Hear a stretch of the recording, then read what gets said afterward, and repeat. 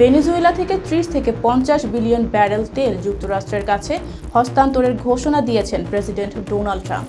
Trump বলছেন, বাজার মূল্যে বিক্রি হওয়া এই তেলের অর্থ নিয়ন্ত্রণ করবে যুক্তরাষ্ট্র সরকার। মঙ্গলবার 6 জানুয়ারি স্থানীয় সময় রাতে সামাজিক যোগাযোগ মাধ্যম ট্রুথ সোশ্যালে দেওয়া এক পোস্টে এমন মন্তব্য করেন ট্রাম্প। ট্রাম্প বলেন, ভেনেজুয়েলার অন্তর্বর্তীকালীন সরকার এই নিষেধাজ্ঞাভুক্ত তেল যুক্তরাষ্ট্রকে দেবে।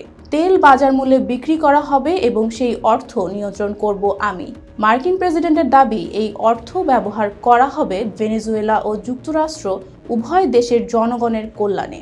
বিশ্লেষকদের মতে 30 থেকে 50 বিলিয়ন ব্যারেল তেল যুক্তরাষ্ট্রের মোট চাহিদার তুলনায় খুব বেশি নয়। 2022 সালে তৎকালীন প্রেসিডেন্ট জো বাইডেন যুক্তরাষ্ট্রের কৌশলগত তেল মজুদ থেকে 180 মিলিয়ন ব্যারেল তেল ছাড় দিয়েছিলেন। তাতে গ্যাসের দাম কমেছিল গড়ে মাত্র 13 থেকে 31 সেন্ট। এদিকে প্রশ্ন উঠেছে ভেনেজুয়েলার নিজস্ব তেল রিজার্ভ নিয়ে।